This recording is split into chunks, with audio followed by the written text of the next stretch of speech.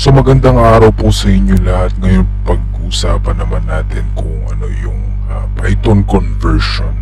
Okay, so medyo na-late ako ng upload na naman. Sorry, pero babawi talaga ako sa mga susunod kasi medyo free na yung schedule ko.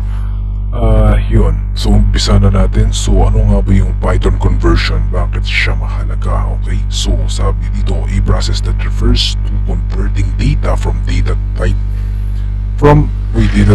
to another data type. Okay, so kunwari meron kang string, ko-convert mo sa int. So paano yun? O kaya naman yung int, ko-convert mo sa string. So paano yun?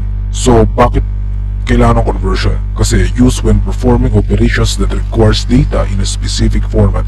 Okay, kunwari magpiprint ka, di ba yung sa mga previous na videos ko, kung napanood nyo yun, yung mga pinakauna is hindi mo pwedeng i-concatenate yung isang string dun sa mga float, int, boolean, or other types of data, di ba? So kailangan mo siyang i-convert muna bago mo siya ipag-concatenate or ipag-plus or pagsamahin. Okay, yung example naman dito is yung float to int, yan, int or float to string, yan.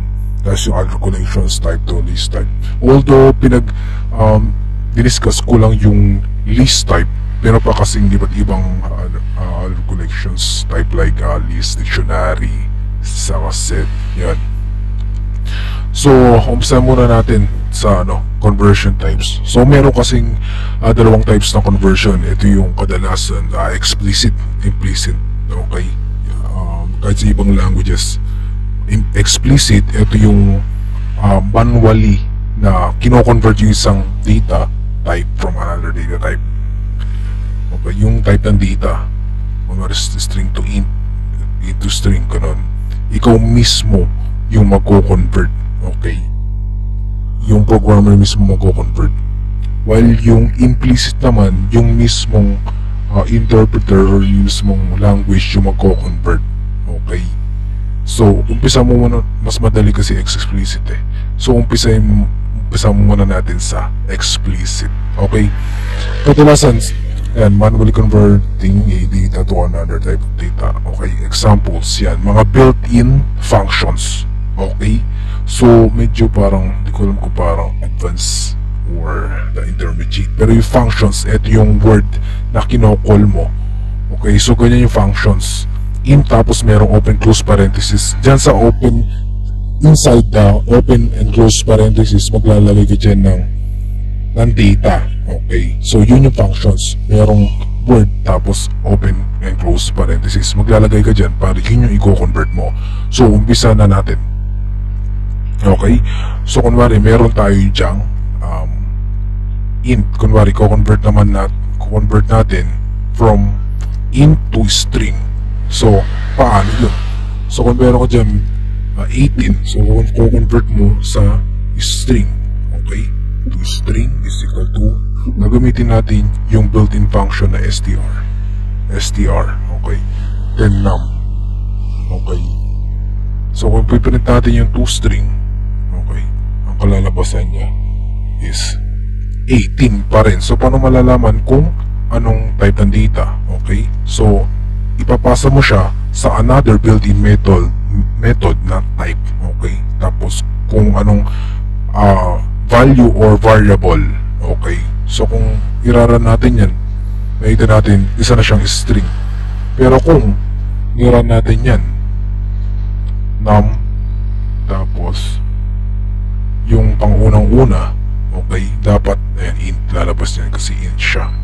Okay, pero nung kinonvert na natin to string, tapos print natin yung mismong string, okay, naging 18 pa rin siya pero string na siya. Okay, yun kasi yung sa pinakauna, kunwari hello world, tapos concatenate mo yan, mag-error ka dyan. Okay, so yung ginagawa natin nun is kino-convert mo siya sa string. Okay, ayan, hello world 18, so okay na siya. Okay, so next naman is int. Okay, so yung int, pwedeng yung float from float to int.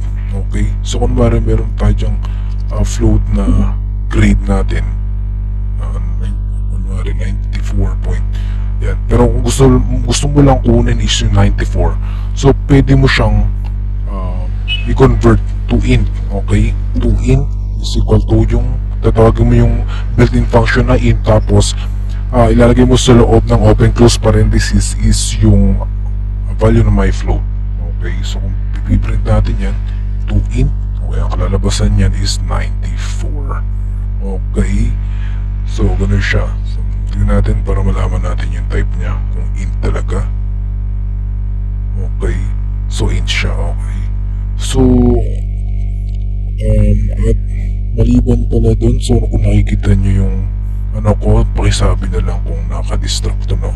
Kasi, ito yung ginagawa ko para baka magtaka kayo kung paano ko nagagawa yung palipat-lipat na ganyan. Gumagamit akong Vim. Okay. So, sabihin nyo lang kung gusto nyo i-on or off na lang para hindi nakaka-distract. Okay? So, next is float. Ayun, so, yung float kadalasan, mas hindi siya nagagamit kasi sa int. Kasi, kadalasan dyan is parang automatically na nag-convert sa float palagi eh. Okay, so, sabihin natin, meron tayong, pero, ano siya, kadalasan ito nagagamit sa string. Okay, kunwari meron tayong string float value. Okay, so meron tayong string na ganyan na float. So ngayon ipa-plus mo yan. Paano mo ipa-plus yan kung string? Hindi naman pwedeng yung result ipa-plus mo sa string value. Kunwari 12, tapos piprint mo yung result. Yan, hindi siya pwede, mag-error siya. So, ang gagawin mo is i-convert mo yung string float value to float muna. Tapos doon mo pa lang siya iraran. Okay? So, yan, 12. Okay? So, sabihin natin 12, and 24. Okay? So, paano kung naman float yan? Float tong string pero kinonvert mo sa int. Okay? Mag-error ka. Okay? Dapat kung ano yung value na ito, dapat yun lang convert mo. Kunwari float yan, dapat tawagin mo yung built-in function na float. Okay? Ganun siya. Ganun uli natin. So, ayun siya. So, bool. Okay? So, ang bool naman is medyo hindi ko siya nagagamit, pero ang kalalabasan niya kasi kunwari meron kang int. Okay, meron kang int, ganyan, tapos float 2 point, yan, tapos meron kang string, yan. Pag kasi niran mo yan, int, okay, float, tapos string, okay, ang nire-return niya is ang bool kapag ang laman ng bool na built-in function is merong laman o kaya hindi siya equal sa 0, ang i-return niya palagi is true. Okay? Pero kunwari, itong string walang laman, false yan. Pero tinitreat niya yung space na as a character pa rin kasi meron yan length eh. Okay? Pero kung ito naman 0.00 kanon, false pa rin yan. Okay? Pero kunwari maraming 0, okay? Tapos merong isang 1 dyan. Okay? Pagka niran mo yan, magtuto yan. Okay? Basta hindi siya equal to 0 or 0.000. Okay? Ganun din dito. Pero kapag ka negative, okay, true pa rin yan. Basta hindi siya equal to 0. Okay? Pero kapag ka negative 0, okay, so false yan. Negative, positive 0 is, ayan, false siya. So, explicit. Okay, so, merong mga ibang built-in functions na pwede nyo magamit or search nyo lang katulad ng mga hex o CHR for ASCII, then binary. So, medyo technical na yun. So, pwede nyo na, basta meron kayong conversion na pwede nyo magamit in the future kung gusto nyo pag-aralan. Okay, so next naman natin is implicit. Okay, so ito yung automatically nagko-convert yung data to another data type. Okay, so kunwari meron tayong 23, so int yan. Tapos ipa-plus mo dun sa int. So ang kalalabasan yan is anong data type? Int pa rin. Okay? So try natin i-run. Dapat yung value sa yan. So int pa rin siya. So what if natin nagdagdag tayong plinas natin, inad natin sa float na value. Okay, so automatically convert niya yan sa float na value. Okay, so kahit ano pang operators na gamitin, basta pinagsama yung float sa int, automatic i-convert niya sa float. Okay, so kung minus naman, ima-minus mo sa 1.5. Okay, so magiging float pa rin yan. Okay, kahit 2.0 lang yan, magiging float pa rin yan kasi float yung ginawa mo. Okay, ganun din sa multiply. Okay, kita times 2, okay, 46 int. Pero kapag 2.0 or 2 point anything, 46.0, okay, ganun din sa divide. Okay, so next is ayan, divide. Ayan, para makita natin 10 divided by 2, automatic convert niya sa float. Ayan, sa float siya. Then next is conditional statement. Okay, so ang ano kasi kunwari meron kang user input is equal to, kunwari meron kang user input na ganyan na pag-aaral natin sa mga susunod na video, so stay tuned lang kayo. Okay, so kunwari if user input, so anong ibig sabihin yan? Have user input. Ang ibig sabihin nito, kino-convert niya to bool. Okay, to a boolean. Okay, so ano bang nire-return ng boolean? Para ba yung kapag ka nagpasa ka dun sa loob ng bool na built-in functions, so titingnan niya kung meron laman, or kung int man yan or numbers, titingnan niya kung equal to 0 or not equal to 0. Then doon siya magka-come up kung nilalabas niya true or false. Yan, so yan yung kadalasan na ginagamit. Kunwari meron kang checking user input, check mo kung meron siyang laman, pero pwede mo kasi sabihin na yung tatawagan mo yung built-in function na length. Ibig sabihin kung ilan yung characters ng isang string. So length, okay, print mo muna natin yung kung paano yung length. Okay, so length of string is equal to length user input. Okay, so piprint natin length of string. Okay, so nire-return niya kasi yung length ng ABC123. Okay, dapat 6 yan. Ayan, so nire-return niya kasi yung length ng isang string. Okay, pero kapag pwede mong kasing ganyan is greater than 0 or not equal to 0. Okay, greater than 0, ibig sabihin meron siyang user input, meron siyang type. Okay, have user input, pero pwede rin shortcut. Okay, is user input, kasi ang nare-return nito automatically kapag nasa condition is nakabull siya, nakabull na parang ganyan. Okay, so pero pwede mo rin i-type ng ganyan. Okay, so have user input siya, so ganun siya. Then so yung tips, yan, meron pala akong tips. Ang tips ko, or na bonus tips. Okay, bonus tips. Okay, so kapag magde-declare kayo ng mga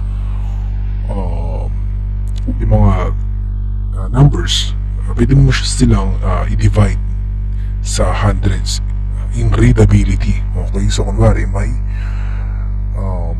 price is equal to, sabihin natin 876,000, tapos pwede kang magdagdag ng underscore for readability, kasi kunwari ganyan, tapos dumagdag pa yung maraming ganyan, so hindi mo na makikita kung ilan yan, hindi mo na ma-analyze kung ilan yan. Pero kunwari nakaganyan siya, yan, so kitang-kita mo kung ilan yung numbers niyan. Okay, so pagka-print natin yan, gagana pa rin siya.